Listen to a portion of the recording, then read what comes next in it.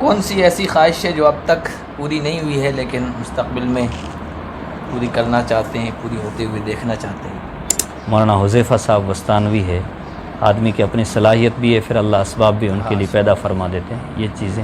مولانا حذیفہ صاحب اور میں نے جی ایک مجلس میں قرآن حفظ مکمل کیا۔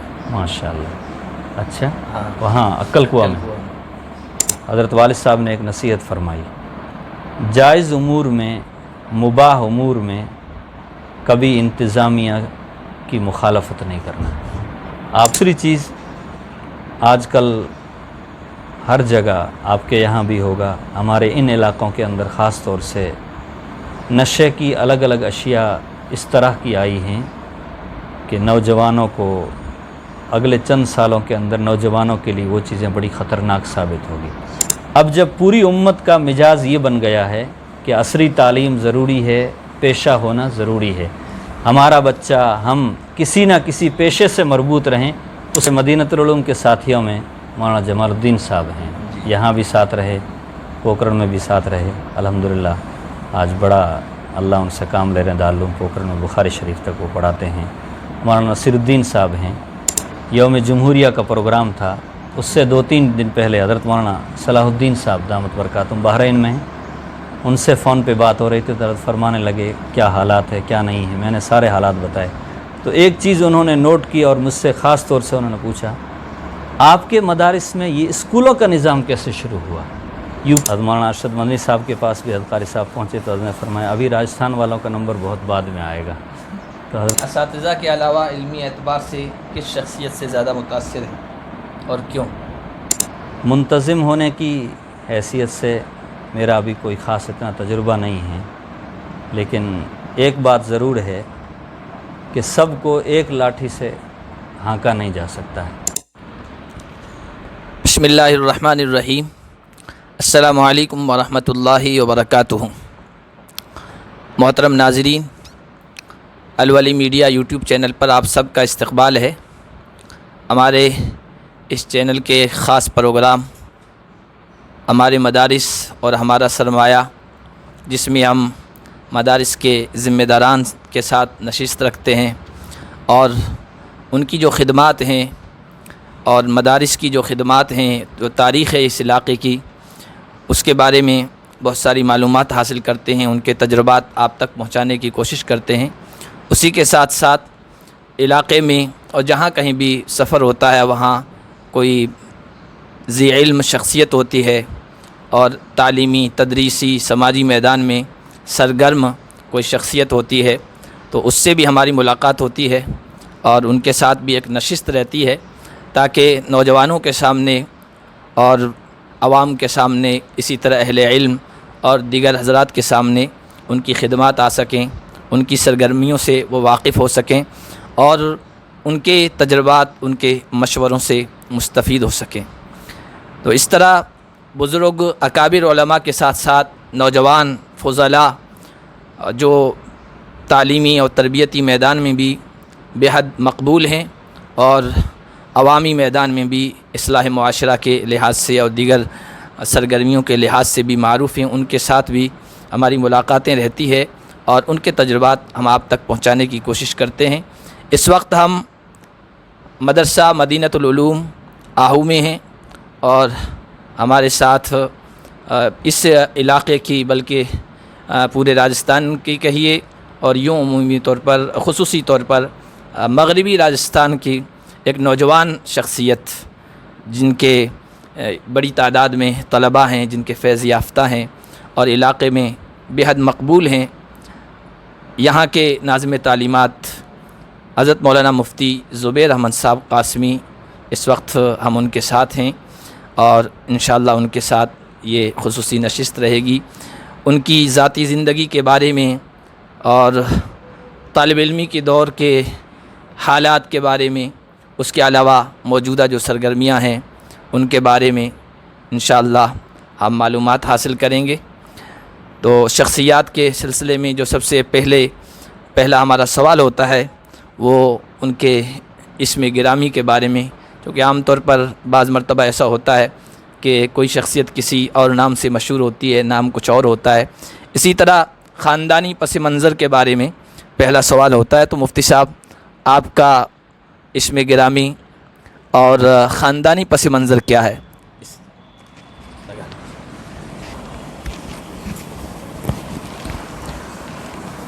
وعلیکم السلام ورحمۃ اللہ وبرکاتہ. حضرت آپ کا میں اس وقت بہت مشکور ہوں، شکر گزار ہوں کہ آپ یہاں تشریف لائے اور جہاں اکابر علماء کے تجربات سے اور دوسری چیزوں سے آپ امت کو نفع پہنچا رہے ہیں. ہم بھی اس وقت آپ کے سامنے اسی لیے بیٹھے ہیں تاکہ ہم نے اپنی زندگی کے اندر جو کام کیے ہیں اللہ تعالیٰ ان کو قبول فرمائے اور بزرگوں کے نقش قدم کے اوپر چلتے ہوئے دینی متین کی خدمت کرنے کی اللہ ہم کو توفیق عطا فرماتا رہے. تو آپ نے خاندانی پس منظر کے حوالے سے پہلا سوال کیا ہے. تو میرا نام زبیر احمد ہے. والد صاحب ہی کا یہ تجویز کردہ، انہی کا طے کیا ہوا یہ نام ہے.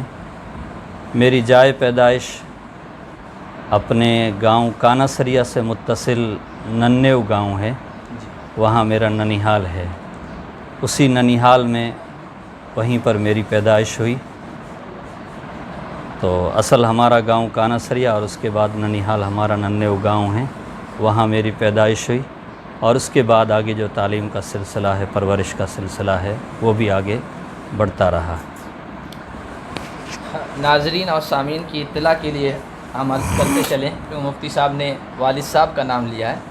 آپ کے والد گرامی اس علاقے کی مشہور شخصیات میں سے ہیں اور حضرت مولانا حکیم عبد المجید صاحب قاسمی، ان کا انٹرویو بھی ہمارے اس چینل پر موجود ہے اور ہماری کوشش رہے گی کہ اس انٹرویو کے اخیر میں ان کا بھی انٹرویو جوڑ دیں تاکہ آپ اس سے بھی مستفید ہو سکیں. ورنہ آپ چینل پر اس کو سرچ کر سکتے ہیں، مولانا عبد المجید صاحب قاسمی کے انٹرویو کے نام سے آپ سرچ کریں گے تو انشاءاللہ آپ کو مل جائے گا. تعلیمی سفر کا آغاز آپ نے کہاں سے کیا اور کن کن مدارس سے کسب فیض کیا؟ خاندانی پس منظر میں آپ نے جو پہلا سوال فرمایا تھا، اس سوال کے تعلق سے میں تھوڑا سا اپنے خاندان کا تاریخی پس منظر جی کہ ہمارا خاندان اصل میں آؤ سے متصل ایک گاؤں ہے بوجا سر، جی وہیں کے رہنے والے تھے ہم لوگ. چھٹی پشت میں ہمارے ایک دادا ہیں عالم خان، وہ یہاں سے کسی بنیاد پر منتقل ہوئے اور کانا سریا چلے گئے. وہ 6 بھائی تھے، 5 بھائیوں کے اولاد یہاں ہیں اور ایک بھائی کی اولاد ہم لوگ ابھی کانا سریا میں ہیں اور الحمدللہ ابھی بہت لمبا چوڑا خاندان ہو گیا ہے. ہمارے خاندان میں بزرگوں سے، اکابر سے ہمارے دادا پر دادا کی بڑی محبتیں رہی، ان کے ساتھ صحبتیں رہی. اس لیے خاندان میں الحمدللہ دینداری بھی ہے، علم سے محبت بھی ہے. علماء کی، حفاظ کی، دیندار لوگوں کی ایک بڑی تعداد بھی ہے. میں اپنے ناظرین سامعین سے درخواست کروں گا کہ کوئی خاندان علمی طور پر، دینی طور پر بہت لمبا چلتا نہیں ہے عام طور سے.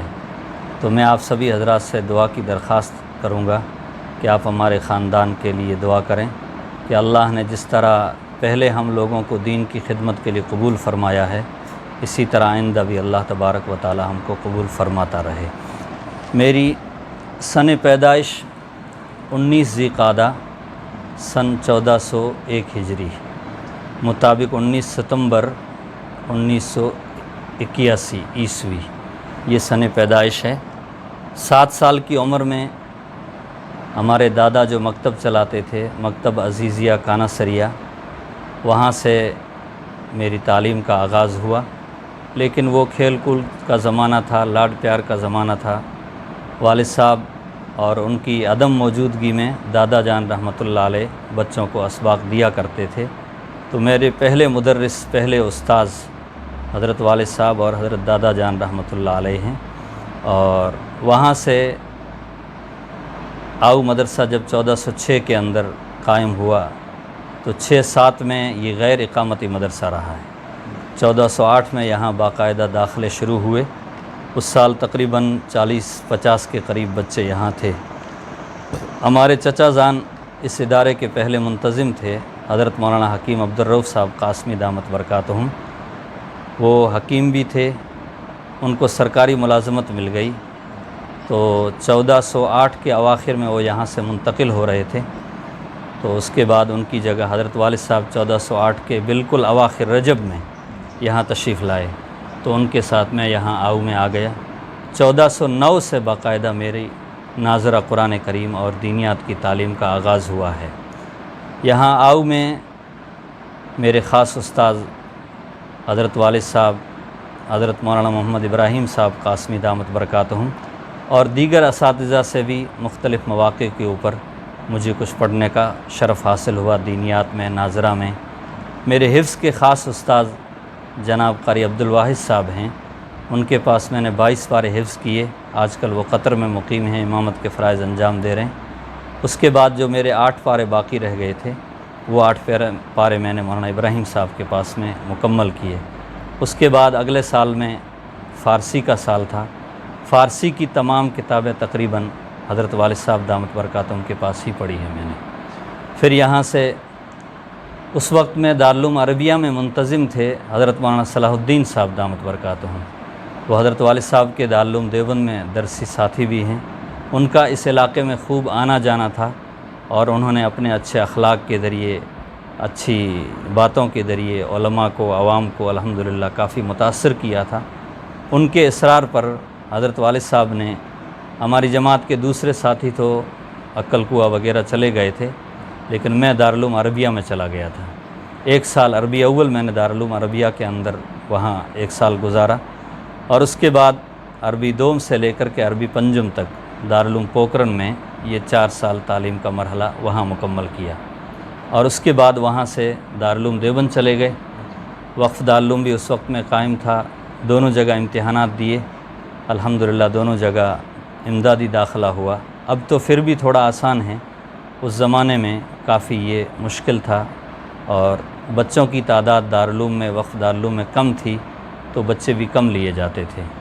ششم، ہفتم، دورہ حدیث شریف، اور اس کے بعد تکمیل ادب اور تکمیل افتاء، اس طرح 5 سال کا عرصہ میں نے دارالعلوم دیوبند کے اندر گزارا ہے الحمدللہ۔ جن اساتذہ سے میں نے کسب فیض کیا ہے، آہو کے اندر حضرت والد صاحب، مولانا ابراہیم صاحب، مولانا محمد موسیٰ صاحب، حافظ عبدالغفار صاحب، حافظ عبدالجبار صاحب، یہ سارے اساتذہ۔ اس کے بعد دارالعلوم عربیہ کے اندر حضرت مولانا صلاح الدین صاحب، حضرت مولانا فخر الدین صاحب، مولانا جمیل احمد صاحب بنگال، مولانا خالد صاحب بہار، مولانا شاہد صاحب بہار، مولانا سلیمان بشیر صاحب، ان اساتذہ سے وہاں دارالعلوم عربیہ کے اندر۔ خالد صاحب تھے پہلے جامعہ ہدایت جے پور میں تھے، اور اس کے بعد میں وہ دارالعلوم عربیہ میں بھی تشریف لائے تھے۔ ان کے پاس ایک جی نہیں وہ نہیں، غازی پوری نہیں، بہار کے رہنے والے تھے مولانا خالد صاحب، ان کے پاس۔ پھر دارالعلوم پوکرن میں عربی دوم سے وہاں تعلیمی سفر شروع ہوا۔ حضرت مولانا رشید صاحب سابق صدر المدرسین رحمۃ اللہ علیہ، ان کے پاس میں نے علم الصیغہ پڑھی۔ مفتی حبیب اللہ صاحب، مفتی سعید احمد صاحب، مولانا رشید احمد صاحب مانگولائی، حضرت قاری محمد امین صاحب دامت برکاتہم، مولانا نظام الدین صاحب سپول بہار کے تھے۔ یہ اساتذہ میرے دارالعلوم پوکرن میں۔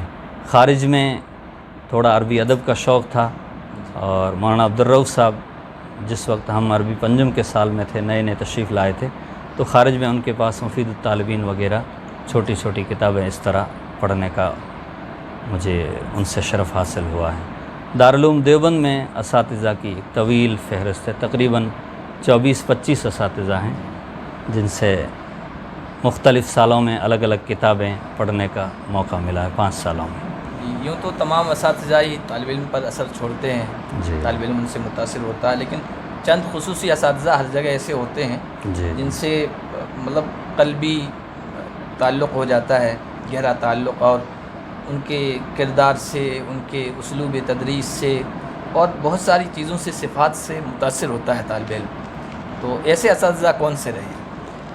یہاں مدینۃ العلوم میں رہتے ہوئے سب سے زیادہ جس استاد سے ہم نے فیض پایا ہے، اور آج بھی الحمدللہ ان کے شاگردوں کی ایک بڑی تعداد ہے، حضرت والد صاحب اور مولانا ابراہیم صاحب سب سے زیادہ بافیض اساتذہ میں، سب اساتذہ ہیں لیکن ان کا اثر طلباء پر عام طور سے ہمیشہ زیادہ رہا ہے۔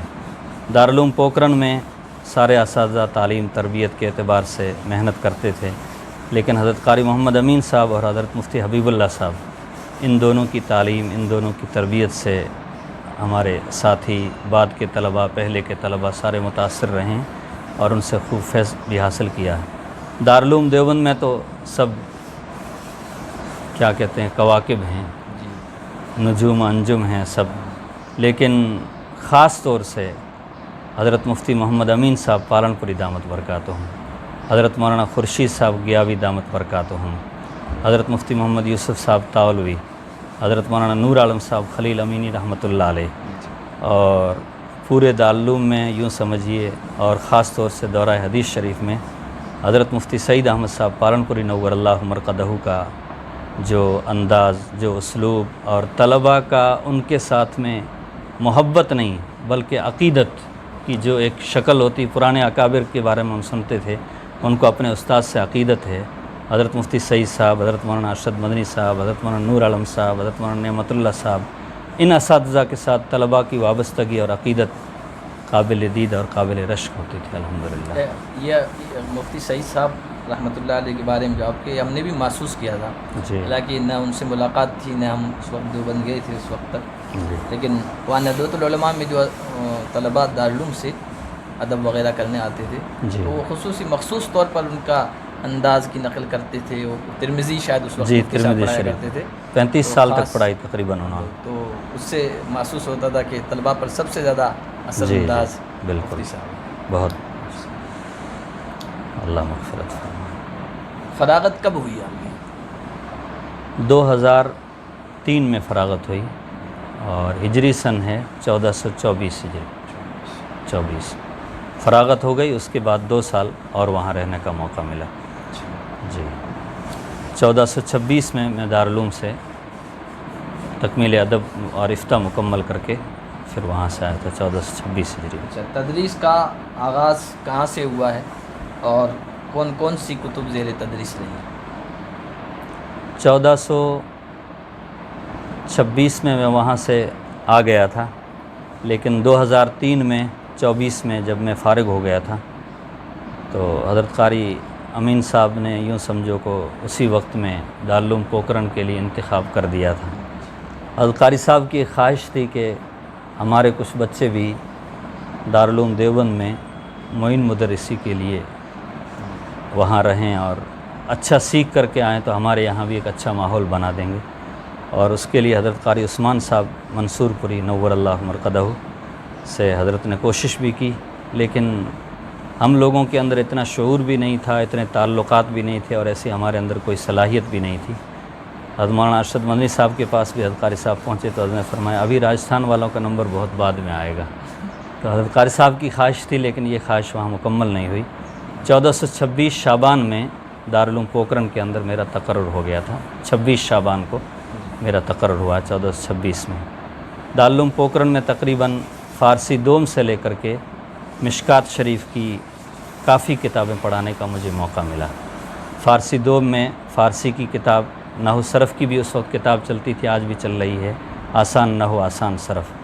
پھر عربی اول میں نحو صرف ادب وغیرہ، عربی دوم میں بھی نحو صرف ادب وغیرہ، اور عربی سوم چہارم پنجم میں فقہ کی کتابیں، بلاغت معانی، اور اس کے بعد حدیث وغیرہ کی یہ کتابیں الحمدللہ ساری کتابیں پڑھانے کا، کافی کتابیں پڑھانے کا موقع ملا ہے الحمدللہ۔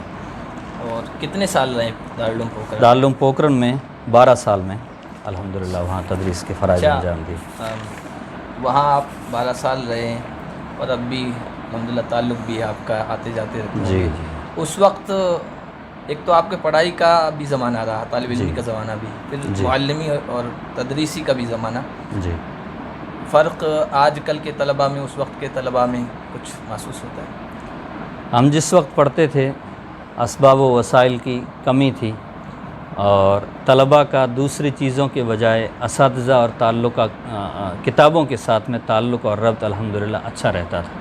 خاص طور سے جو بچے باذوق ہوتے تھے، پڑھنے والے ہوتے تھے، وہ تعلیم کے اوقات میں بھی، خارجی اوقات میں بھی مستقل اپنے اساتذہ کے پاس آنا جانا پوچھنا، اگرچہ اس وقت میں اتنا ماحول نہیں تھا جو اس وقت مغرب کے بعد میں، عشاء کے بعد میں تکرار کا، مطالعے کا، طلباء کے لیے لائبریری کا مہیا ہونا، سارے اسباب کا مہیا ہونا، لائٹوں کا مکمل انتظام ہونا، یہ سارے اس وقت انتظامات نہیں تھے، لیکن اس کے باوجود باذوق طلباء کا اپنے اساتذہ کے ساتھ اچھا ربط تھا۔ پھر ہم تدریسی دور میں آئے، اس وقت میں بھی الحمدللہ ہم نے وہاں بچوں کے اندر بڑا ذوق شوق محسوس کیا اور تعلق بھی، اور جو بچے پڑھنا چاہتے تھے وہ مستقل اپنے اساتذہ کے پاس ان کا آنا جانا۔ لیکن جب سے یہ موبائل کا دور آیا ہے یا تھوڑی زیادہ آسائش اور مال و دولت کی فراوانی ہو گئی ہے، اب دیکھتے بھی ہیں سنتے بھی ہیں ہر جگہ اس میں کافی کمی محسوس ہو رہی، طلباء کی دیگر مشغولیات بہت بڑھتی جا رہی تعلیم کے مقابلے میں۔ اچھا، آپ کا دلچسپی کا خاص فن اور موضوع کون سا رہا ہے؟ کس سے زیادہ تعلق رہا ہے؟ ہماری ابتدائی تعلیم بالکل نو عمری میں ہوئی ہے، 14-15 سال میں میں 14ویں سال میں تھا، اسی وقت عربی اول میں ہو گیا۔ زیادہ شعور نہیں تھا، سمجھ نہیں تھی، لیکن حافظہ اچھا تھا، کتابیں یاد کر لیتے تھے جیسے سمجھنا چاہیے۔ تو شروع کی کتابیں ہم نے پڑھی ہیں، لیکن اس میں جیسا فہم جیسا درک ہونا چاہیے ہم اس میں حاصل نہیں کر پائے۔ بعد میں اس چیز کا بڑا احساس ہوا، خاص طور سے تمرین و انشاء عربی ادب کے تعلق سے شروع سے ایک ذوق تھا تھوڑا، اور کچھ کرنے کا، کوئی رہنمائی رہبری کرتا تو فوراً اس سے ہم ملتے تھے، ملاقات کرتے تھے۔ مولانا انوار صاحب قاسمی دارالعلوم امدادیہ فلودی میں، وہ ہمارا ایک انادی کا پروگرام تھا، وہاں تشریف لائے، انہوں نے عربی میں اپنے تاثرات پیش کیے، تو ہم بچوں کو اس سے بڑی خوشی ہوئی اور ان کے ساتھ ہماری وابستگی تعلق ہوا، تو ان سے بھی ہم رہنمائی لیتے تھے کہ آپ ہماری رہنمائی کریں، رہبری کریں۔ اس فن کے ساتھ میں تھوڑی مناسبت رہی ہے، اسی وجہ سے دورہ حدیث شریف کے بعد میں پہلے تکمیل ادب میں اور اس کے بعد تکمیل افتاء کی طرف جانے۔ جب تدریسی دور شروع ہوا تو ادب کے ساتھ کیونکہ افتاء کا لاحقہ بھی لگ گیا تھا، اس لیے فقہ کی کتابیں، فتاویٰ کی جو کتابیں ہیں ان کا مطالعہ بھی خاص طور سے وہ کتابیں بھی زیر مطالعہ رہی، اور اس کا شوق بھی الحمدللہ رہا، اور فتاویٰ بھی لکھنے کا موقع ملا۔ حضرت مفتی حبیب اللہ صاحب جب وہاں سے منتقل ہو کر کے جوڑ آ گئے تھے تو ان سے متعلق جو فقہ کی کتابیں تھیں، افتاء کی جو ان کی ذمہ داری تھی، تو حضرت قاری صاحب کے مشورے سے پھر یہ کتابیں اور یہ ذمہ داری الحمدللہ اس کو نبھانے کی کوشش کی گئی۔ یہ دو فنون خاص طور سے دلچسپی کا موضوع رہے ہیں الحمدللہ۔ اپنے اساتذہ کے علاوہ علمی اعتبار سے کس شخصیت سے زیادہ متاثر ہیں اور کیوں؟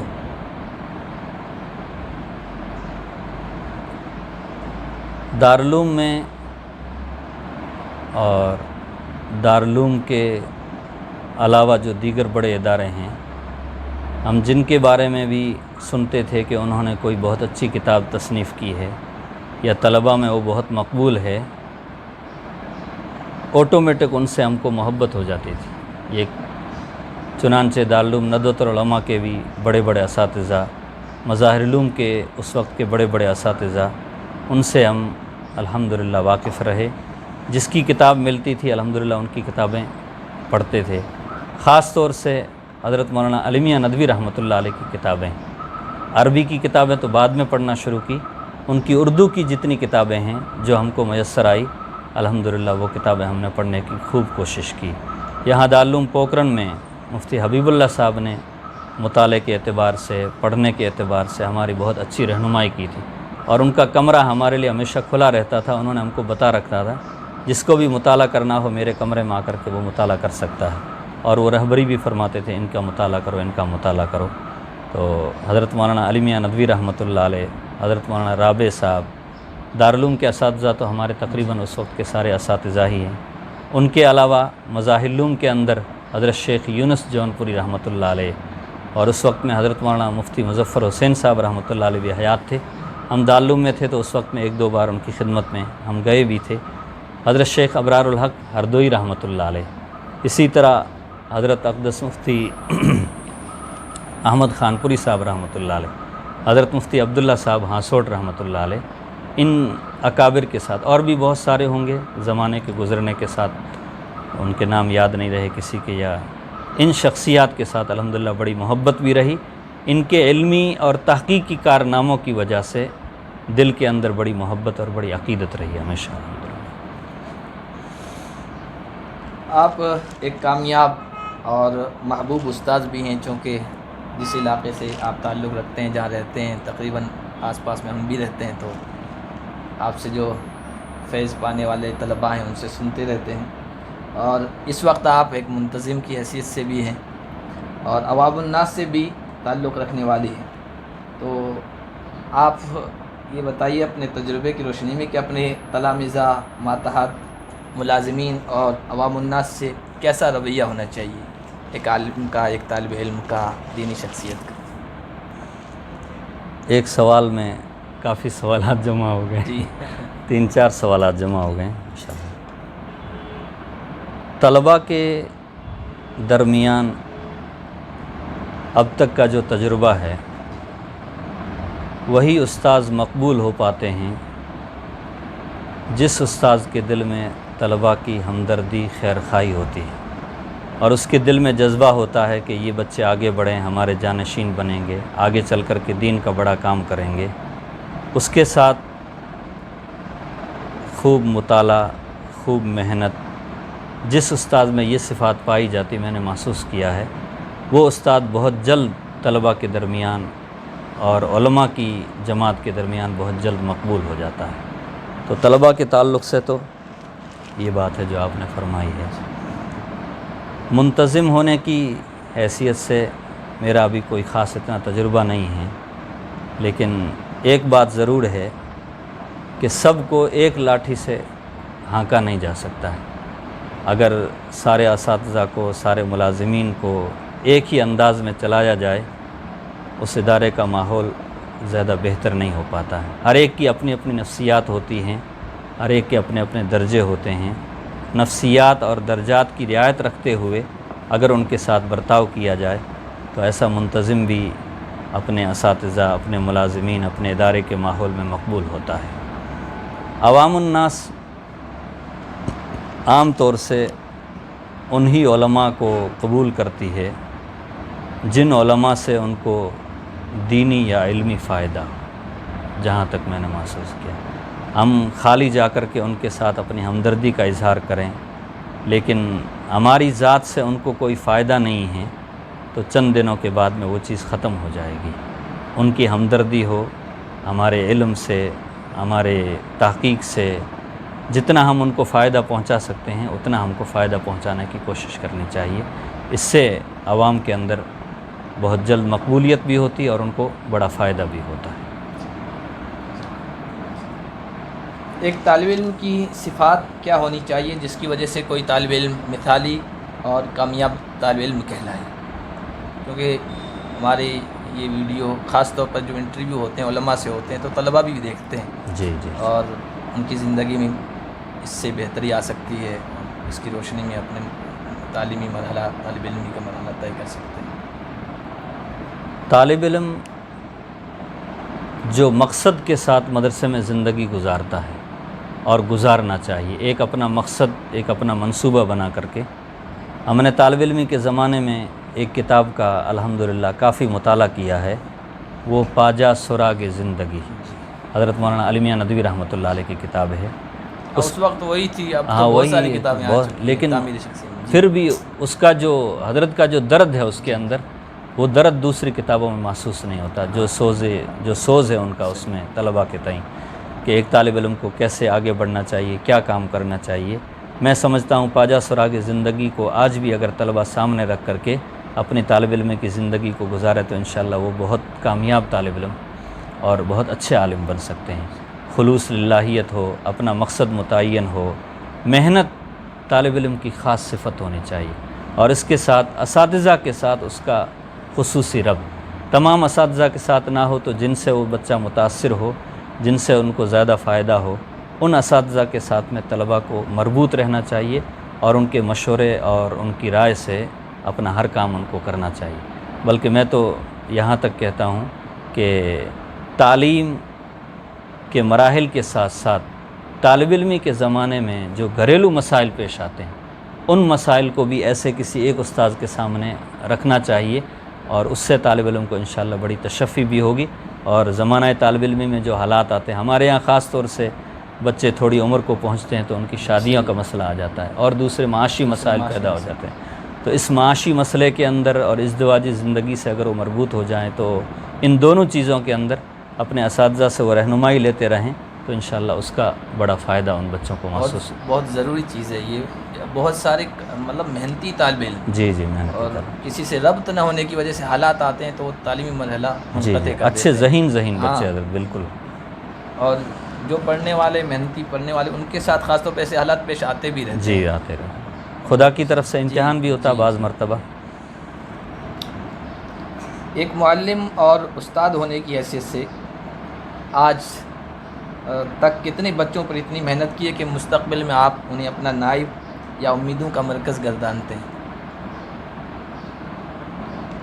یہ سوال تھوڑا نہیں، لیکن ایسا ہوتا ہے، بعض اساتذہ بعض طلبہ سے امید بھی یا خصوصی توجہ بھی ہوتی ہے، حالانکہ بعض طلبہ محسوس کریں گے اسے آپ سے فیض یافتہ کے ہو گیا، لیکن یہ ہوتا ہے بڑی تمام نہیں، کافی بچے الحمدللہ، اب کس کس کا نام لیا جائے، خاص طور سے ادب اور فقہ کے اندر کافی بچوں نے ہمارے پاس رہ کر کے محنت کی اور ان کو آگے بڑھانے کی کوشش کی، تو امید ہے کہ انشاءاللہ وہ اپنی اپنی جگہ کے اوپر بڑا کام کر سکتے ہیں، امید ہے انشاءاللہ۔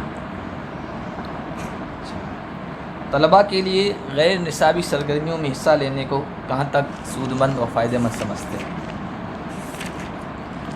اس کے بہت سوچ سمجھ کر کے آپ نے جب بتایا تھا بہت پہلے، پچھلے سال یہ سوالات آپ نے بھیجے تھے تو میں نے کافی غور و خوض کیا۔ کسی کتاب میں خاص طور سے یہ چیز مجھے ملی نہیں کہ میں اکابر کی بات کی روشنی میں اپنی بات پیش کروں، تو اس وقت میں جو میرے سمجھ میں آیا وہ میں نے یہ لکھا تھا۔ اس سوال میں دو پہلو ہیں۔ پہلا پہلو تو یہ ہے کہ جن طلباء کی درسیات کے اوپر مکمل گرفت ہے وہ طلباء غیر درسیات کے اندر بھی اگر دلچسپی لیں تو اس کو اس کا ڈبل فائدہ ہوگا انشاءاللہ۔ درسیات پر عبور ہے، اپنی کتابیں حل کر لیتے ہیں، تو اس کے ساتھ ساتھ غیر درسی جو کتابیں ہیں ان کتابوں کو بھی پڑھنا چاہیے، اور ان کے لیے یہ چیز بہت، لیکن یہ چیز اساتذہ سے طے کروانی چاہیے کہ ہمیں اس مرحلے میں کیا پڑھنا ہے، کیا نہیں پڑھنا ہے، کون سی کتابیں پڑھنی ہیں۔ بہت سی کتابیں ایسی ہوتی ہیں جو منتہی لوگوں کے لیے ہوتی ہے، اور مبتدی طلباء ان کو پڑھتے ہیں تو اس کا کوئی خاطر خواہ ان کو فائدہ نہیں ہوتا ہے، تو یہ چیز سامنے رہنی چاہیے۔ دوسری بات یہ ہے کہ احوال زمانہ اور مقتضائے حال کے اعتبار سے جو چیزیں غیر نصابی ہیں لیکن زمانہ یہ تقاضا کر رہا ہے کہ یہ چیزیں ہمارے نصاب کا جز ہونا چاہیے، تو میں یہ سمجھتا ہوں کہ ان کو نصاب کا جز بنانا چاہیے۔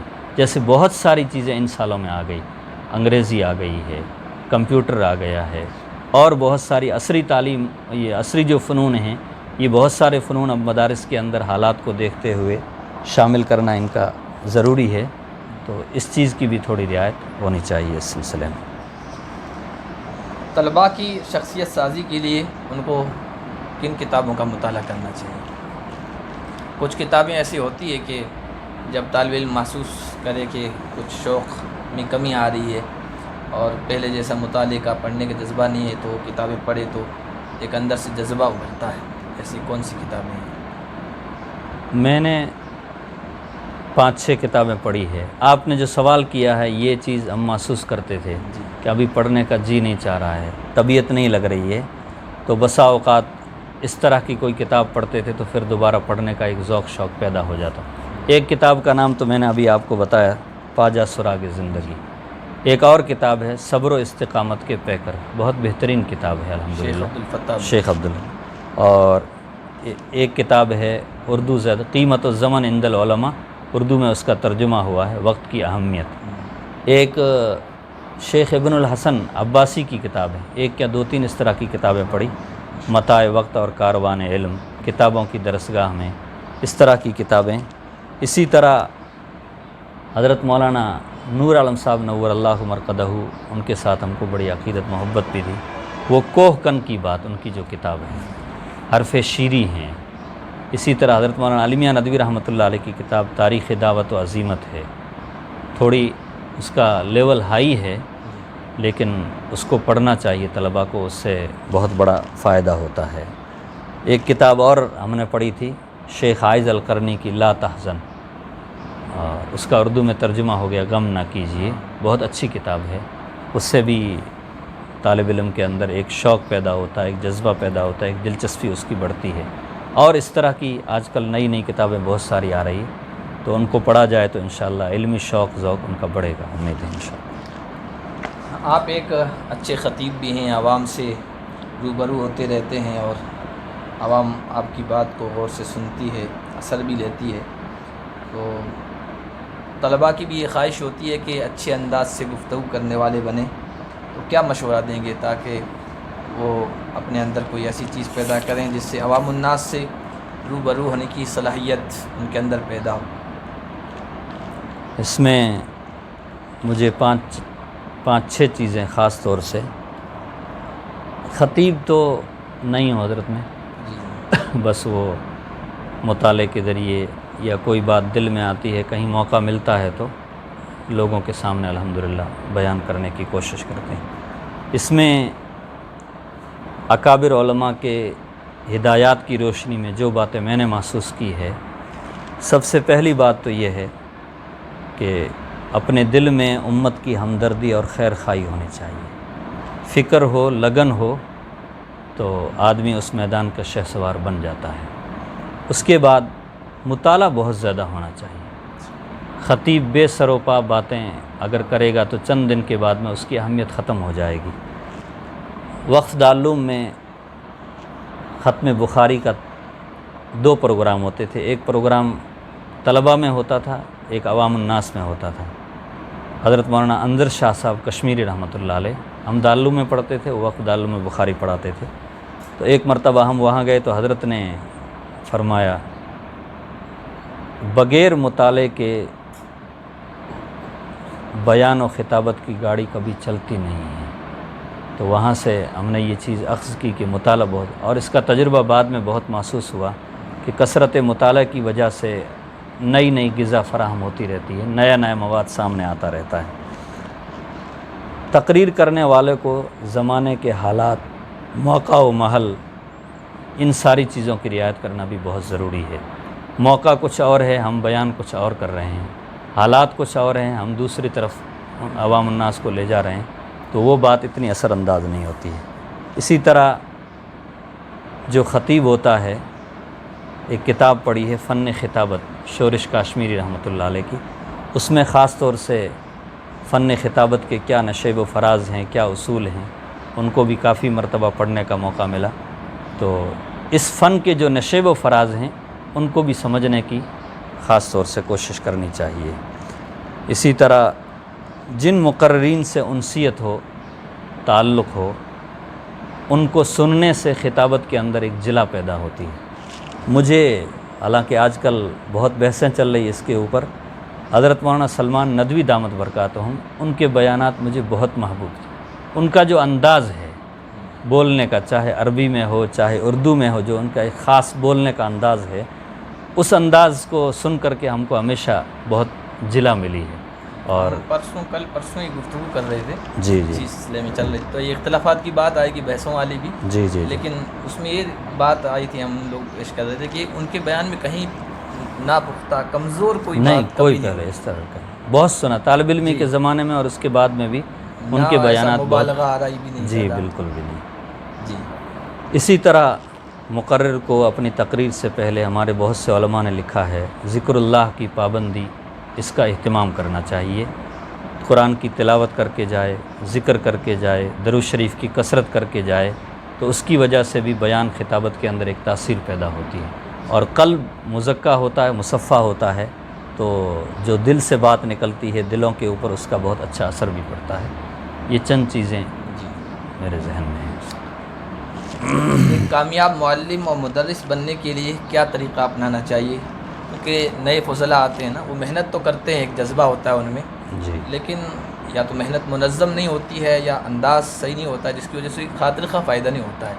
آپ الحمدللہ اس میدان میں اب کافی عرصہ بھی آپ کو گزر گیا ہے، اور اب اس میں آپ کو ایک امتیاز بھی حاصل ہے، تو ان کے لیے یہ کیا مشورہ دیں گے؟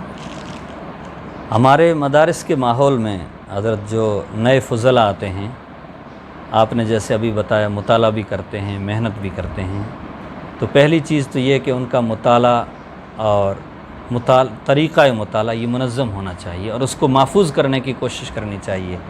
کتنے علماء ایسے ہیں جنہوں نے ہزاروں کتابیں پڑھ رکھی ہے، لیکن ان کا خلاصہ اور نچوڑ ان کے پاس موجود نہیں ہے۔ ہم بھی اسی میں ہیں، تو آج جو کچھ ہم نے پڑھا اب وہ دوسری مشغولیات کی وجہ سے وہ چیز بالکل بھول جاتے ہیں۔ یہ ہونا چاہیے، خلاصہ مطالعہ اس کو محفوظ رکھنا چاہیے۔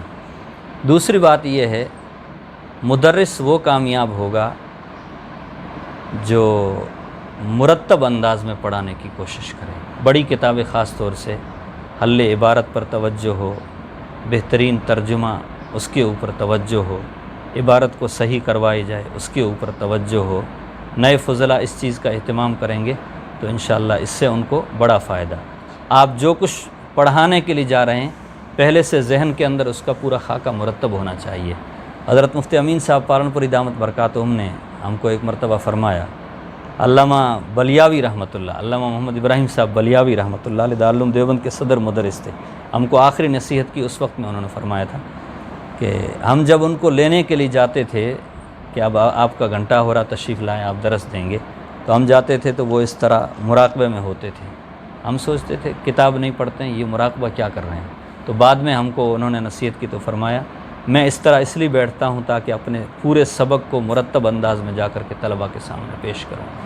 اس سلسلے میں حضرت مفتی سعید احمد صاحب پالنپوری نور اللہ مرقدہ، ان کا انداز جنہوں نے سنا ہے اور جنہوں نے نہیں سنا ہے، جو بڑی کتابیں پڑھاتے ہیں، ان کو میری رائے ہے تحفۃ القاری ہے، تحفۃ العلمائی ہے، اس کو پڑھنا چاہیے اور اس انداز کو سیکھنے کی کوشش کرنی چاہیے کہ کیسے کتاب کو حل کرتے تھے وہ۔ دوسری چیز، طالب علمی کا زمانہ الگ ہوتا ہے، مدرسی کا زمانہ اس سے تھوڑا ہٹ کر کے ہوتا ہے۔ میں جب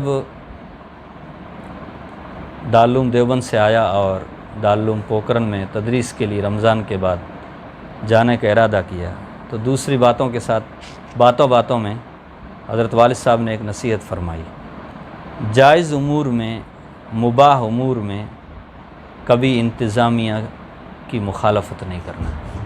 آپ کو ایک ادارے میں رہتے ہوئے اس کے ماحول کو منظم بنانا ہے، اچھا بنانا ہے، تو مباح امور کے اندر جائز امور کے، ناجائز امور اگر اس طرح وہ تو پھر کہیں بھی نہیں چلتا ہے، لیکن مباح اور جائز امور کے اندر میں خاص طور سے نئے فضلاء سے یہ بات عرض کرنا چاہوں گا کہ ہم انتظامیہ کا تعاون کر کے چلیں، ادارے کی بھی ترقی ہوتی ہے اور ہماری خود کی بھی اس کی وجہ سے ترقی ہوتی ہے۔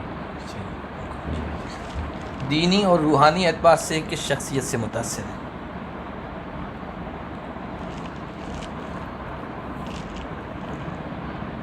ہمارے عربی پنجم کا سال تھا، حضرت مفتی حبیب اللہ صاحب ہم کو اور بھی 4-5 علماء ساتھ میں تھے، ہردوئی لے گئے، حضرت شیخ ابرار الحق صاحب ہردوئی رحمۃ اللہ علیہ کے پاس میں۔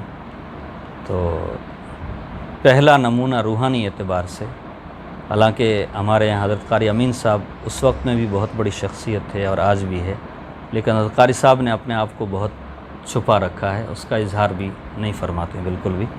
تو حضرت ہردوئی رحمۃ اللہ علیہ ہے، حضرت مولانا طلحہ صاحب رحمۃ اللہ علیہ ہے، حضرت شیخ جونپوری رحمۃ اللہ علیہ ہے، اسی طرح حضرت فدائے ملت مولانا سید اسد مدنی نور اللہ مرقدہ ہے، حضرت مفتی احمد خانپوری صاحب دامت برکاتہم ہیں، اور نوجوان یا اس سے تھوڑا اوپر آپ جائیں گے حضرت مفتی سلمان صاحب منصور پوری دامت برکاتہم ہیں۔ اس طرح کی شخصیات سے مستفید ہونے کا بھی موقع ملا ہے اور ان شخصیات سے روحانی اعتبار سے الحمدللہ ہم کافی متاثر رہے ہیں اور اللہ نے فائدہ بھی پہنچایا ہے۔ کون سا کام کر کے قلبی مسرت حاصل ہوتی ہے، خوشی؟ ذاتی طور پر علمی کام، تحقیقی کام، روحانی کام، یا ہمارے طلباء کسی کام میں ترقی کریں علمی اعتبار سے، تحقیقی اعتبار سے، تو اس سے الحمدللہ بڑی خوشی ہوتی ہے، بہت خوشی ہوتی ہے اس کی وجہ سے۔ کون سی ایسی خواہش ہے جو اب تک پوری نہیں ہوئی ہے لیکن مستقبل میں پوری کرنا چاہتے ہیں، پوری ہوتے ہوئے دیکھنا چاہتے ہیں؟ شروع سے ایک تمنا تھی کہ جس طرح ہم اردو زبان کو سیکھ رہے ہیں، عربی زبان کو سیکھ رہے ہیں، اسی طرح انگریزی زبان کے اندر بھی مکمل عبور حاصل کیا جائے۔ اردو میں ہم جس طرح دینی باتوں کو، اپنے خیالات کو لوگوں تک پہنچاتے ہیں، عربی زبان میں بھی پہنچانے کی کوشش کرتے ہیں۔ اس کے ساتھ ساتھ انگریزی زبان کیونکہ عالمی زبان بن گئی ہے اور وقت کی ضرورت ہے، اس لیے اس کا دل کے اندر ایک داعیہ تھا، جذبہ بھی تھا۔ دیوبند کے زمانہ قیام میں ایک دو ساتھیوں نے مل کر کے اس کی کوشش بھی کی، لیکن درسیات کا اتنا ہجوم تھا اور تکرار وغیرہ کرنا، یہ ساری چیزیں، تو اس کی وجہ سے وہ چیز ہو نہیں پائی۔ پھر مدرسی کا دور شروع ہوا تو تدریس کے ساتھ میں دیگر کام اور مشغولیات، ایک دم بڑی کتابیں، اس کی وجہ سے پھر موقع نہیں مل پایا۔ ورنہ اب بھی یہ تمنا ہے کہ اس زبان کے اندر عبور حاصل کر کے جس طرح دوسری زبانوں میں اپنے ما فی الضمیر کو ادا کیا جاتا ہے، اس زبان کے اندر بھی ادا کرنے کی کوشش۔ دوسری چیز، درس نظامی کی جو کتابیں ہیں، ان کتابوں کو، ان فنون کو پڑھا بھی ہے اور سمجھا بھی ہے اور اب پڑھاتے بھی ہیں۔ فن تاریخ کو چھوٹی موٹی 2-3 کتابیں تو پڑھی دینیات وغیرہ میں، اس کے بعد سبقاً کوئی کتاب تاریخ کی پڑھنے کا کوئی خاص موقع ملا نہیں۔ تو حضرت مولانا علی میاں ندوی رحمۃ اللہ علیہ کی کتابیں جب سے پڑھنی شروع کی، اس وقت سے یہ داعیہ اور یہ جذبہ بہت رہا کہ فن تاریخ کو بھی خوب اور بالاستیاب پڑھنا چاہیے۔ جیسے تفسیر کو ہم پڑھتے ہیں، حدیث کو پڑھتے ہیں، فقہ کو پڑھتے ہیں، اور حضرت مولانا علی میاں ندوی رحمۃ اللہ علیہ نے تو کسی جگہ لکھا بھی ہے، فن تفسیر کا اور فن تاریخ کا آپس میں بڑا ربط اور تعلق ہے۔ شاید کسی کتاب میں ہی میں یاد نہیں آ رہا پڑھا ہے۔ تو فن تاریخ کو بالاستیاب پڑھنے کا اور اس کا مطالعہ کرنے کا ابھی یہ تمنا ابھی باقی ہے، اللہ کرے کہ یہ پوری ہو جائے۔ ایک جی، یہ تو اپنی ذات کے تعلق سے۔ ایک دوسری چیز، جیسے ہر ادارے میں آج بڑے بڑے ادارے جو خاص طور سے ہیں، ان میں ہر فن کا کوئی نہ کوئی متخصص ہے، ادب کے تعلق سے، فقہ کے تعلق سے، حدیث کے تعلق سے۔ تو دل میں خواہش یہ ہے کہ اپنے پورے علاقے اور ہر ادارے کے اندر ہر فن کے متخصصین کی ایک جماعت ایسی ہونی چاہیے کہ جو طالب علم جس ادارے میں جائے، علوم و فنون کے اعتبار سے اس کی سیرابی ہونی چاہیے مکمل طریقے سے۔ صحیح۔ آپ عوام سے بھی تعلق رکھتے ہیں اور ان کے درمیان جاتے بھی ہیں، اور آپ نے ابھی بتایا کہ موقع ملتا ہے تو دینی اعتبار سے فائدہ پہنچانے کی کوشش بھی کرتے ہیں۔ معاشرے اور سماج میں سب سے خطرناک برائی اس وقت کون سی پنپ رہی ہے اور اس کے خاتمے کا کیا طریقہ اختیار کرنا چاہیے؟ معاشرے میں عبادات کے اعتبار سے جو کوتاہی اس زمانے میں ہے وہ تو آپ کے سامنے ہے۔ اس کے ساتھ ساتھ مغربی اور یورپی کلچر اور تہذیب کی وجہ سے جو ہمارے نوجوان لوگ ہیں وہ اس سے جتنے متاثر ہیں، اس کی وجہ سے دینی نقصان بہت ہو رہا ہے۔ دوسری چیز، آج کل ہر جگہ، آپ کے یہاں بھی ہوگا، ہمارے ان علاقوں کے اندر خاص طور سے نشے کی الگ الگ اشیاء اس طرح کی آئی ہیں کہ نوجوانوں کو اگلے چند سالوں کے اندر نوجوانوں کے لیے وہ چیزیں بڑی خطرناک ثابت ہوگی۔ مال بھی برباد ہوگا، صحت بھی برباد ہوگا، اور وقت تو اس کے اندر برباد ہو رہا ہے، اور اس کو وصول کرنے کے لیے اس کے پیچھے ان کو جو تگ و دو کرنی پڑتی ہے، محنت کرنی پڑتی ہے اور مال حاصل کرنا پڑتا ہے، اس کے لیے جو شکل بنتی ہے، جس طرح ہوتا ہے، وہ مال حاصل کرنے کی، لوٹنے کی، چوری کرنے کی کوشش کر رہے ہیں۔ یہ چیزیں معاشرے کے لیے اب بڑی خطرناک حد تک آگے جا رہی ہے۔ ایک چیز اور ہے، پہلے ہمارا معاشرہ دیندار نہ ہونے کے باوجود آپس میں مربوط تھا۔ بڑے لوگوں کی بات، جہاں بھی کوئی بات بتا دی جاتی تھی، وہ بات وہ لوگ قبول کرتے تھے، بات چلتی تھی۔ لیکن اب بے راہ روی بہت عام ہو رہی ہے۔ اس کی وجہ سے آپ دیکھتے ہیں ایسے ایسے واقعات روزانہ پیش آتے ہیں، بالکل نوجوان بچہ ہے، نوجوان بچی ہے، کسی کا ایک بچہ ہے، کسی کے 2 بچے ہیں، نوبت یہاں تک پہنچتی ہے کہ معمولی باتوں کے اوپر 2 گھر آپس میں بالکل اجڑ جاتے ہیں اور ان کے تعلقات ختم ہو جاتے ہیں۔ یہ چیز بھی بہت ناسور ہے، بڑی خطرناک ہے، اس کے اوپر بھی ہمارے علماء کو کوشش کرنی چاہیے۔ اس کے ساتھ جیسے جیسے مال کی فراوانی ہو رہی ہے، مال کی فراوانی کے ساتھ شادیوں میں اور غمی کے مواقع پر جو رسومات، جو رواج پہلے نہیں تھے، غیروں کی دیکھا دیکھی اور دوسری جگہوں کی نقل کر کے ہمارے نوجوان لوگ ان چیزوں کو اپنے گھروں میں لانے کی کوشش کر رہے ہیں۔ لاکھوں روپے حضرت برباد ہو رہے ہیں اس کے پیچھے۔ اس کے اوپر بھی کنٹرول کرنا چاہیے، اس پر گرفت مضبوط ہونی چاہیے۔ طریقہ کار کیا ہو، علماء ہی بیٹھ کر کے میں سمجھتا ہوں اگر اس کو طے کریں گے تو اس کا کوئی حل ہوگا۔ اگر علماء نے اس چیز کو اپنے ہاتھ میں نہیں لیا تو اگلے چند سالوں کے بعد یہ معاملہ ہمارے کنٹرول سے بالکل باہر نکل جائے گا۔ اس لیے یہ چیزیں خاص طور سے اگلا سوال ہمارا یہی تھا کہ معاشرے کے بگاڑ کے سلسلے میں ہر شخص فکر مند ہے، اصلاح کا کیا طریقہ ہونا چاہیے کہ نتیجہ خیز اثرات مرتب ہو، اور چونکہ یہ معاشرے سے جڑا ہی ہوا تھا کافی حد تک آپ نے بتا ہی دیا ہے، کچھ اور اگر بتانا چاہیں۔ مدارس کے علماء کو، اس لیے کہ ان کا ایک نیٹ ورک ہوتا ہے، ان کا ایک علاقہ ہوتا ہے، ہر جگہ مدارس کے علماء اگر اس چیز کو اپنے ذہن میں لیں گے، اور قربانی دینی پڑے گی حضرت، بہت وقت کی بھی قربانی دینی پڑے گی، بہت ساری چیزوں کی۔ اگر کسی جگہ افراد نہیں ہیں تو منتظمین کو، اہل مدارس کو اس طرح کے افراد منتخب کرنے چاہیے جو اصلاح معاشرہ کے عنوان سے، سماج سدھار کے تعلق سے مسلسل محنت اور لگاتار محنت کریں۔ اس کے بغیر یہ محنت کارآمد نہیں ہو سکتی ہے۔ آج آپ دیکھ رہے ہیں بہت سی جگہوں کے اوپر ہم لوگ سن رہے ہیں فلاں جگہ اتنی بچیاں مرتد ہو گئی، فلاں جگہ اتنے بچے مرتد ہو گئے۔ سوال یہ ہے کہ یہ مرتد کیوں ہو رہے ہیں؟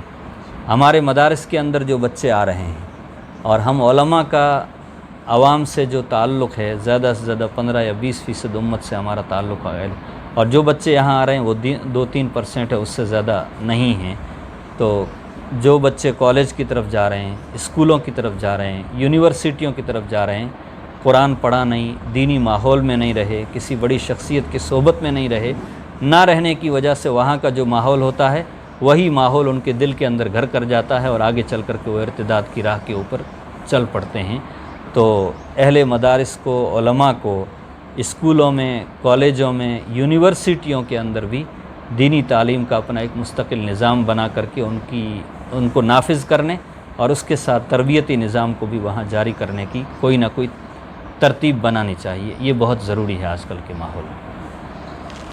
ہندوستان میں جس طرح کے آج کل کے حالات ہیں، حالانکہ ہم مایوس نہیں ہیں، لیکن بعض مرتبہ حالات ایسے بن جاتے ہیں کہ مایوسی تھوڑی دل میں آ جاتی ہے، اس طرح کی کیفیت پیدا ہو جاتی ہے، اور بعض مرتبہ ہمارے اکابر نے جو کہا تھا کہ یہیں ٹھہریں، اس سلسلے میں بھی بدگمانی ہو جاتی ہے کہ انہوں نے کیوں یہاں اصرار کیا ٹھہرنے پر۔ تو آپ مستقبل میں مسلمانوں کے مستقبل کو آئندہ ہندوستان میں کیسے دیکھتے ہیں؟ اور خاص طور پر تھوڑی سی بھی فکر رکھنے والا عالم دین ہے تو آنے والی نسلوں کے عقیدے کے سلسلے میں وہ ضرور آج کل کے ماحول جس طرح دشمنوں کی طرف سے ماحول بنایا جا رہا ہے اس میں فکر مند ہوتا ہے، اس کے تحفظ کے لیے کیا کرنا چاہیے؟ پہلا تو یہ کہ مستقبل کیسا دیکھتے ہیں؟ مستقبل کے تعلق سے حضرت مایوسی تو نہیں ہے الحمدللہ۔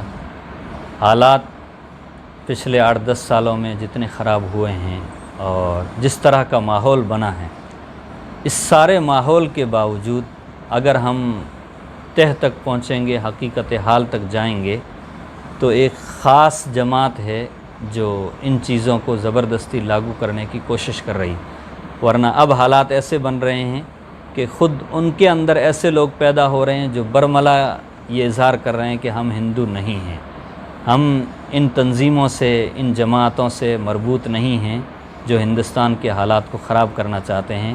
ہندوستان ہمیشہ سے مختلف مذاہب اور مختلف مسالک کا گہوارہ رہا ہے، اور آئندہ اسی طرح یہ رہے گا تو یہاں امن برقرار رہے گا۔ اگر کسی ایک مذہب کے آئین کو، کسی ایک مذہب کی چیزوں کو تھوپنے کی کوشش کی جائے گی تو حالات ایسے لگ رہے ہیں کہ اندرون خانہ بہت حالات خراب ہو سکتے ہیں۔ لیکن اب مسلمانوں کو اس سلسلے میں فکر مندی کی ضرورت ہے. ہم فکر کریں کہ اپنے بچوں کا کیا ہوگا. اس کے لیے جنگ آزادی کے بعد جہاں یہ ضرورت محسوس ہوئی تھی کہ علم دین کا تحفظ کیا جائے انگریزوں سے آزاد کرانے کے بعد، اسکول کالج اپنی جگہ ہو گئے، دینی علوم کو محفوظ کرنے کی ہمارے علماء نے ایک کوشش کی اور ایک مدارس کا ایک جال بچھایا. اب جب پوری امت کا مزاج یہ بن گیا ہے کہ عصری تعلیم ضروری ہے، پیشہ ہونا ضروری ہے، ہمارا بچہ ہم کسی نہ کسی پیشے سے مربوط رہیں، اس کے بغیر موجودہ ماحول میں ہماری زندگی اچھی نہیں ہو سکتی ہے. تو اس کے لیے میری رائے تو یہ ہے کہ اسلامی اسکولیں، اسلامی کالج، اسلامی یونیورسٹیاں جگہ جگہ ہونی چاہیے. ایک مسلم کالج ہے، مسلم اسکول ہے، ان کے خاطر خواہ جو فوائد ہونے چاہیے وہ ہمارے سامنے نہیں ہیں. بہت سے بچے مسلم اسکولوں سے پڑھ کر کے نکلے ہیں اور ان کے آگے کے حالات بہتر نہیں ہیں. اسلامی تربیت کے ساتھ میں مسلم اسکول ہو، اسلامی اسکول ہو، ایک تو اس نظام کو منظم بنانے کی ضرورت ہے. اور یہ نظام بھی جو فکر مند لوگ ہیں، علماء ہیں، یہ لوگ اپنے ہاتھ میں لے کر کے اس کام کو کریں گے تو امت کا ان کے اوپر ایک اعتماد بھی ہے، اور وہ اپنے اس اعتماد کی بنیاد پر کام کو آگے بڑھائیں گے تو انشاءاللہ آئندہ آنے والی جو نسل ہے اس کے ایمان، اس کے ارکان اور اس کے عقیدے کے تحفظ انشاءاللہ ممکن ہو سکتا ہے. ایک ہی اور ہو سکتا ہے اگر حالات اور زیادہ خراب ہوئے تو ہم لوگوں کو اس سے بھی زیادہ قربانی دینے کی ضرورت پڑ سکتی ہے، لیکن اللہ کرے انشاءاللہ ایسے حالات زیادہ خراب نہیں ہوں گے. امید ہے. آپ کے قریبی دوستوں میں کون ہے؟ دوستی کا زیادہ مزاج تو رہا نہیں شروع ہی سے. جو علاقے کے ساتھی ہوتے تھے ان کے ساتھ تعلقات ہوتے تھے، جو بچے اچھے پڑھنے والے ہوتے تھے ان کے ساتھ میں خود بخود اچھا تعلق اور محبت ان کے ساتھ قائم ہو جاتی تھی. لیکن جس کو عرف کے اندر دوستی کہا جاتا ہے، عام طور سے اس طرح خاص کسی کے ساتھ کوئی تعلق اور کوئی خاص دوستی، بس جو اپنے ساتھی اچھے پڑھنے والے ہوتے تھے، اچھے اخلاق والے ہوتے تھے، ان کے ساتھ الحمدللہ رہنے کی، پڑھنے کی کوشش کرتے تھے، کی جاتی تھی. معاصر جو علماء ہیں، کن علماء و فضلاء کی خدمات دینی، ملی، سماجی سرگرمیوں پر رشک آتا ہے؟ بڑوں کو تو ہم سب نمونہ بھی سمجھتے ہیں، ان کی تعریف بھی کرتے ہیں، اور لیکن معاصرت جب آ جاتی ہے تو تھوڑا جی ہاں، انسان کے آگے کے جذبے میں ہوتا ہے. صحیح بات ہے. خیر وہ معاصرت میں کون علماء ہیں سر؟ صوبے میں بھی کچھ علماء ایسے ہیں، اور ملکی لیول پہ خاص طور سے ایسے کچھ علماء، 5-7 علماء جن کے اوپر رشک آتا ہے. ہم سے 1-2 سال آگے پیچھے تھے وہ دارالعلوم میں بھی، یہاں بھی، تو ان کو دیکھ کر کے رشک آتا ہے کہ اللہ ان سے جس طرح کام لے رہا ہے، اللہ کرے کہ ان کی طرح ہم بھی دینی میدان کے اندر، علمی میدان کے اندر کام کرنے والے بن جائیں. یہاں ملکی انداز میں آپ دیکھیں گے مفتی محمد عفان صاحب منصور پوری ہے، مفتی عبدالرزاق صاحب امرو ہوئی، ہم سے ہی 2-3 سال آگے تھے. ہم جس سال دورے میں تھے یہ لوگ افتاح میں تھے. مفتی عبدالرزاق صاحب اس وقت دارالعلوم دیوبند کے استاذ ہیں. میں نے ان کے پاس میں ششم اور ہفتم کے سال میں عربی تحریر کی مشق بھی کی تھی. اس وقت میں بھی ہر سال ان کی پہلی دوسری پوزیشن آتی تھی. اور اسی طرح مفتی یاسر ندیم صاحب واجدی ہیں، مولانا حذیفہ صاحب وستانوی ہے. آدمی کی اپنی صلاحیت بھی ہے، پھر اللہ اسباب بھی ان کے لیے پیدا فرما دیتے ہیں. یہ چیزیں مولانا حذیفہ صاحب اور میں نے جی ایک مجلس میں قرآن حفظ مکمل کیا. ماشاء اللہ. اچھا، ہاں، وہاں عقل کوہ میں. اچھا، ان کو تو یاد نہیں رہا ہوگا. جی ہاں، خیر وہ ہو بہت سکتا ہے یاد بھی ہو، جی لیکن وہ اوپر مکتبہ تھا اس وقت پرانا، جی اور مولانا عبدالحفیظ صاحب تھے بھڑکودروی، وہ بیٹھا کرتے تھے اس میں. جی تو وہاں ختم ہو. ایک لڑکا اور مہاراشٹر کا تھا، وہ مجھے یاد نہیں ہے. 3 بچے تھے جنہوں نے قرآن مکمل کیا تھا. اس وقت طلبہ حفظ مکمل کرتے تھے کل سے، لیکن اس وقت جو بڑی تعداد ہو رہی اتنی نہیں ہوتی تھی. لیکن اس وقت بھی پورے ہندوستان میں سب سے زیادہ تعداد وہیں سے حفظ کی نکلتی تھی. لیکن تو ہم لوگ 3 تھے. مولانا حذیفہ صاحب نے چونکہ پورے مدرسے کی دعوت بھی کی تھی، اساتذہ کی. اچھا اچھا. میں بھی اس مجلس میں تھا، مطلب میں نے بھی حفظ مکمل کیا تھا. جی جی جی. اس کے بعد بھاؤ نگر پڑھے ہیں، تو بھاؤ نگر میں مولانا حنیف صاحب استانی جی جی. ان کے بہنوئی ہیں. اچھا اچھا. بڑے بھائی حضرت بھی کے، ہاں بھائی چچا زاد تایا بھائی بھی ہیں. ہاں چچا زاد بھائی بھی. چچا زاد بھائی بھی ہیں، تو جی. وہاں آیا کرتے تھے. تب تک تو تعلقات تھے، اس کے بعد زیادہ جی ہے جی. نہیں، مطلب کہ ملاقات ہی نہیں ہے. اچھا اچھا. خیر وہ بڑے کام ہیں. حفظ ہمارے ان زمانے کا میں اور آپ کا ایک کی مجلس میں مکمل ہوا ہے. استاد الگ الگ تھے لیکن جی مکمل. جی جی مکمل ایک مجلس. اور علاقے کے علاقے میں اب کافی علماء ہیں ماشاءاللہ. آپ ہیں بہت ہم اچھی تو نہیں، خدمات انجام دے ہم رہے تو ہیں. ایسے قابل رشک علماء کو پیش کر رہے ہیں ہے نہیں. ہمارے مدینۃ العلوم کے ساتھیوں میں مولانا جمال الدین صاحب ہیں. یہاں بھی ساتھ رہے، پوکرن میں بھی ساتھ رہے. الحمدللہ آج بڑا اللہ ان سے کام لے رہے ہیں. دارالعلوم پوکرن میں بخاری شریف تک وہ پڑھاتے ہیں. مولانا نصیر الدین صاحب ہیں. ادب کا ان کا شروع سے ذوق ہے، اور ایک دھن تھی ان کو زمانہ طالب علم میں. ساری کتابیں وہ چھوڑ چھاڑ کر کے سوتے وقت میں بھی وہی کتابیں چلتے، ہاں مطالعہ وغیرہ ساری چیزیں. اور ایک ہمارے ساتھی تھے 2 سال، 1-2 سال ہم سے آگے تھے، میوات کے مفتی رفیق صاحب کر کے. دارالعلوم کے دارالافتاء میں ان کا تقرر بھی ہو گیا تھا، لیکن پتہ نہیں کیوں انہوں نے وہاں سے چھوڑ دیا اور اپنا ایک ادارہ اپنے گاؤں کے قریب میں کسی جگہ انہوں نے کھول رکھا ہے. مقالے بہت اچھے لکھتے تھے. ہمیشہ ان کی دوم سوم پوزیشن 2-3. مفتی وقار صاحب نالندی کر کے دارالعلوم کے دارالافتاء میں اس وقت وہ کام کرتے ہیں، ان کے ساتھی تھے وہ. ایک مفتی فخر الاسلام کر کے، ان تینوں کی جوڑی تھی. تینوں کا دارالعلوم میں تقرر ہو گیا. انہوں نے چھوڑ دیا، وہ اپنے یہاں آ گئے، اور وہ وہاں میوات کے، اب میوات کے کس حصے میں ہے؟ راجستھان کے، والے؟ نہیں راجستھان میں ہی ہے وہ، راجستھان والے حصے میں. وہ جگہ میں بھول گیا. یہ فقہی اجتماعات ہوتے ہیں جمعیت علماء کی طرف سے، تو فقہی اجتماعات میں وہ تشریف لاتے ہیں، ساتھ میں رہتے ہیں، اور ان کے مقالے کو بڑی اہمیت بھی دی جاتی ہے الحمدللہ. اور بہت سے علماء، نوجوان علماء کرام جو فقہی اعتبار سے، حدیث کے اعتبار سے، تفسیر کے اعتبار سے الحمدللہ کام کر رہے ہیں. ایک چیز، بہت اچھے قابل علماء، لیکن موزوں جگہ نہیں مل پائی ان کو، یا جگہ تو مل پائی لیکن معاشی حالات کی وجہ سے.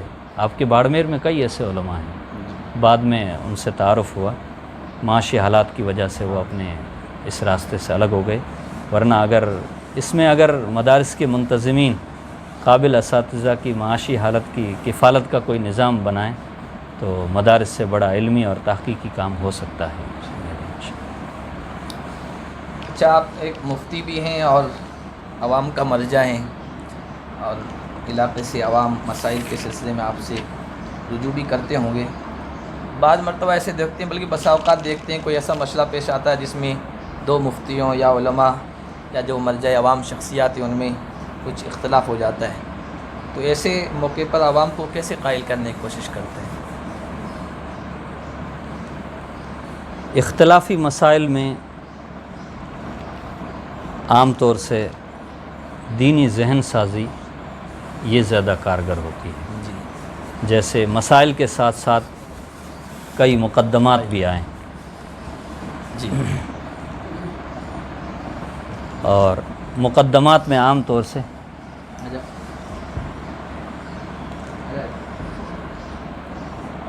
سے جھگڑے کا پہلو پیدا ہو ہی جاتا ہے. جی تو وہاں پہلے دینی ذہن سازی ان کی جائے، تو وہ اللہ کا خوف پیدا کیا جائے، تو اس کی وجہ سے وہ فیصلہ قبول کرنے کے لیے تیار ہو جاتے ہیں. اب بات آتی ہے مسئلے کی، تو مسئلے کے اندر بھی عام طور سے یہی پہلو اگر غالب رکھا جائے، اور پھر علماء کی مجلس بلا کر کے جہاں اختلاف ہوا ہے، جس عالم کی زیادہ اہمیت ہو، جس دلائل کی روشنی میں جس کی بات زیادہ وزنی ہو، اس کو، اس مسئلے کو ماننے کے لیے ان کو قائل کیا جائے. علماء کی ایک جماعت مل کر کے قائل کرے تو اس کا بہت اچھا اثر ہوتا ہے الحمدللہ. غلبہ اسلام ہر درد مند دل اور فکر مند عالم کا ایک خواب ہے، ایک آرزو ہے. تو مسلمانوں میں کس چیز کی ضرورت محسوس کرتے ہیں کہ جس کو اختیار کریں تو انشاءاللہ آئندہ آنے والے حالات بہت خوش کن ہوں گے اس سلسلے میں؟ یہ سوال تو بڑا اہم ہے. بڑے حضرات جو سارے حالات پر بھی نظر رکھتے ہیں، فکر بھی رکھتے ہیں، صحیح جواب تو وہی اس کا دے سکتے ہیں. موجودہ حالات میں بہت ساری چیزیں ہیں. دین سے جو بیزاری ہو رہی ہے حضرت، اس کی وجہ سے اسلام کا غلبہ، مسلمانوں کا غلبہ بہت مشکل ہوگا. تو دینداری ہو، تعلیم ہو، اور سب سے بڑی چیز یہ کہ ان کے اندر اسلام اور مسلمانوں کے غلبے کا جذبہ اور شوق ہو، ایک صحیح سمت متعین ہو. عوام الناس کے اندر صحیح سمت ہی متعین نہیں ہوتی کہ ہم مسلمان ہیں تو ہمیں یہ اعمال، یہ کام کر رہے ہیں تو ہم کس لیے کر رہے ہیں. اور بہت سی مرتبہ بہت سی چیزوں کی جو حکمت ہوتی ہے، حالات کے مقتضا کے پیش نظر وہ حکمت بتائی بھی نہیں جاتی ہے، اس لیے وہ چیز ان کے سامنے نہیں ہوتی ہے. تو فکر مندی اور دیگر جو ظاہری اسباب ہیں اسلام کے، مسلمانوں کے غلبے کے، ان کو اپنانے کی کوشش کی جائے اور میدان کے اندر ان کو اتارا جائے تو انشاءاللہ اس سے مسلمانوں کے اندر ایک اچھی کیفیت اور آئندہ کے لیے ایک اچھی حالت ان کی پیدا ہو سکتی ہے. امید ہے. آپ نے ایک اہم سوال کے جواب میں یہ کہا کہ مدارس کی طرح ہمارے اکابر نے جس طرح مدارس کے سلسلے میں فکر مندی کی اور جال بچھایا، جی. اب حالات ایسے ہیں کہ اسکول کا جال بچھائیں. تو آپ بھی ایک منتظم ہیں جی. اور دینی انتظام تو چل ہی رہا مدرسے میں، اس سلسلے میں آپ نے کیا کیا ہے یا کیا کر رہے ہیں؟ ہمارے یہاں اسکول کا نظام ہے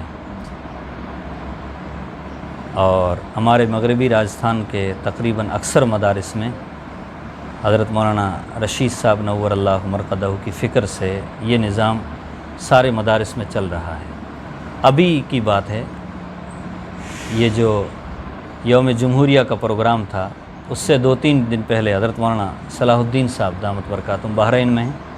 ان سے فون پہ بات ہو رہی تھی، حضرت فرمانے لگے کیا حالات ہے کیا نہیں ہے. میں نے سارے حالات بتائے تو ایک چیز انہوں نے نوٹ کی اور مجھ سے خاص طور سے انہوں نے پوچھا، آپ کے مدارس میں یہ اسکولوں کا نظام کیسے شروع ہوا؟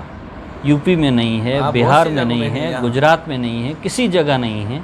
میرے سمجھ میں نہیں. لاک ڈاؤن کے بعد یو پی بہار کے مدارس خالی ہو گئے. جہاں 300 بچے تھے وہاں 100 بچے ہیں، اور آپ کہہ رہے ہیں ہمارے یہاں 300 سے زائد بچے ہیں. اتنی بڑی تعداد آپ کے یہاں یہ کیسے ہے؟ ہم نے کہا اس کی وجہ ہے کہ اسکول ہمارے ساتھ قائم ہے. تو فرمانے لگے یہ نظام آپ کے یہاں سب سے پہلے کس نے شروع کیا؟ تو مجھے صحیح تحقیق تو نہیں تھی، جہاں تک مجھے معلوم تھا میں نے کہا حضرت مولانا رشید صاحب رحمۃ اللہ علیہ، سابق صدر المدرسین دارالعلوم پوکرن، انہوں نے یہ نظام ہمارے سارے مدارس کے اندر یہ جال بچھایا. ہمارے یہاں اسکول کا نظام الحمدللہ شروع سے چل رہا تھا. مولانا عبدالستار صاحب یہاں تشریف فرما ہیں، تعلیمات میں ہمارے معاون بھی ہیں اور مجلس تعلیمی کے اندر بھی ہیں. اسکول کے نظام کو مزید فعال بنانے کے لیے 2-3 سال سے ہم فکر مند ہیں، اور ایک ہمارے قریب میں مسلم اسکول بھی چل رہا ہے. ان لوگوں کو بھی ان کے ساتھ ہم بیٹھ کر کے مشورہ کرتے ہیں کہ نظام کو اچھا بنایا جائے.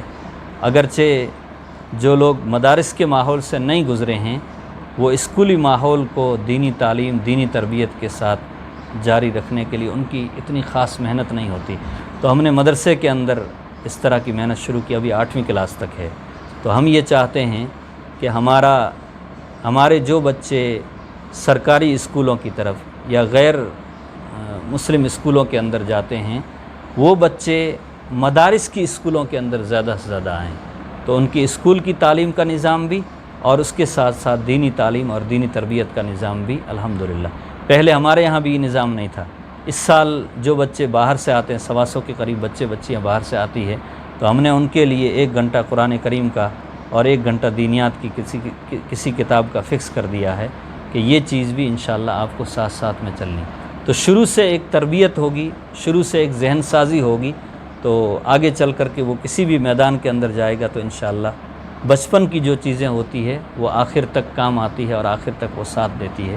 تو اس سلسلے میں ہم یہ کوشش کر رہے ہیں، اور اسباب ہوں گے تو انشاءاللہ آگے چل کر کے اس کو اور بڑے پیمانے پر جاری کرنے کی اور اس کو چلانے کی انشاءاللہ کوشش کی جائے گی. یہ ہماری آرزو ہے، اور یہ بہت دنوں سے اس بارے میں ہم لوگ فکر مند بھی ہے، سوچ بھی رہے ہیں کہ ہمارے علاقے کے بچے تقریباً 600-700 بچے اسکولوں میں آ کر کے یہاں پڑھ رہے ہیں. ان بچوں کا کوئی ایسا نظام بن جائے کہ اسکول بھی ہو اور مدرسے کا نظام بھی ہو، دینی تعلیم، مدرسہ نہ ہو، دینی تعلیم، دینی تربیت کا بہترین نظام ہو. ایسا کوئی نظام ہو، اس کے ساتھ میں یہ بچے ہمارے آگے بڑھتے رہیں، تو انشاءاللہ اس کی وجہ سے ایک نئے انداز سے بچے آگے بڑھیں گے۔ بہت اچھا اقدام ہے ماشاءاللہ۔ انشاءاللہ یہ کوشش کریں۔ سامعین و ناظرین، مفتی صاحب سے بہت عرصے سے رابطہ رہا اور بیچ میں کئی مرتبہ یہاں آئے بھی، کوششیں بھی ہوئی کہ ہو جائے انٹرویو۔ بہت سارے لوگوں نے کہا بھی تھا، ان کے طلب بھی تھی کہ انٹرویو ہو، اور مفتی صاحب کے علاوہ بہت ساری شخصیات علاقے میں لوگ چاہتے ہیں کہ ان کے بھی انٹرویو ہو، اور ہماری فہرست میں وہ ہے بھی، لیکن چونکہ بعض مرتبہ وقت نہیں ملتا، بعض مرتبہ سامنے والی شخصیت تو ان کی مشغولیات ایسی ہوتی ہے کہ وہ تیار نہیں ہوتی، انشراح نہیں ہوتا ہے، اس وجہ سے انٹرویو میں تاخیر ہوتی رہتی ہے۔ مفتی صاحب کا انٹرویو ماشاءاللہ بہت ہی مفید معلوماتی ہے، اور نوجوان فضلاء کے لیے اس میں کام کرنے کے سلسلے میں بہت اہم روشنی ہے، اور مشعل راہ ہے ان کے مشورے، ان کے تجربات، ان کی باتیں۔ تو آپ حضرات سے یہ گزارش رہے گی کہ انٹرویو سنیں بھی، مکمل دیکھیں اور آگے بھی شیئر کریں، اور آپ اپنے علاقے میں جہاں کہیں بھی دیکھ رہے ہوں، اس علاقے میں بزرگ اکابر علماء ہیں یا نوجوان فضلاء ہیں جو اپنے اپنے میدانوں میں کام کر رہے ہیں، ہو سکتا ہے ہماری نگاہ میں نہ ہو اور ان سے ہمارا رابطہ نہ ہو، ان کے بارے میں جانکاری نہ ہو، تو آپ کمنٹ باکس میں ان کے نام بھی لکھ سکتے ہیں، تاکہ کبھی ادھر ہمارا گزر ہو اور ادھر آنا جانا ہو تو انشاءاللہ ان شخصیات کے ساتھ بھی ایک نشست ہو جائے گی، اور مختلف تجربات چینل کے ذریعے سے آپ تک پہنچتے رہیں گے۔ اخیر میں مفتی صاحب چھوٹا سا سوال ہے، بلکہ درخواست ہے کہ آپ ہمارے اس کام کو کیسا دیکھتے ہیں؟ بہت سارے حضرات ہیں، ہم نے ان سے رابطہ بھی کیا، لیکن چونکہ ویڈیو پسند نہیں کرتے اس لیے ہم نے اصرار بھی نہیں کیا۔ ہم اس کو علماء، ہمارے اکابر علماء بھی اس کو استعمال کر رہے ہیں، چونکہ آج کی ضرورت ہے، تقاضا بھی ہے، نے کام شروع بھی کر دیا، اور علاقے کے الحمدللہ تمام اکابر علماء بڑے بڑے حضرات کا انٹرویو آ بھی چکا، اور آئندہ آ جائے گا انشاءاللہ، ان سے ہم رابطے میں بھی ہیں۔ تو اس کام کو کیسا دیکھتے ہیں؟ جب تک اس چیز کا عموم نہیں ہوا تھا، تو آپ نے جیسے ابھی کہا، مجھے بھی انشراح نہیں تھا شروع میں، بہت کم انشراح تھا، لیکن پچھلے چند سالوں سے میں خود ہی بڑا موبائل، ملٹی میڈیا موبائل استعمال کرتا ہوں، اور بہت ساری چیزیں دیکھتے بھی ہیں، تو اب سمجھ میں یہ آتا ہے کہ ایک زمانے میں جس طرح تحریر کے ذریعے، تقریر کے ذریعے امت کو، خواص کو، عوام کو ایک فائدہ پہنچ رہا تھا، آج اس کے ذریعے الحمدللہ بہت اچھا فائدہ لوگوں کو پہنچ رہا ہے، اور بہت سے لوگ یوٹیوب وغیرہ کے اوپر علماء کے بیانات سن کر کے ہی اپنی زندگی کے اندر تبدیلی کا ایک عہد کرتے ہیں، اور بہت سے لوگوں کی زندگیاں اس سے تبدیل بھی ہوئی ہے الحمدللہ۔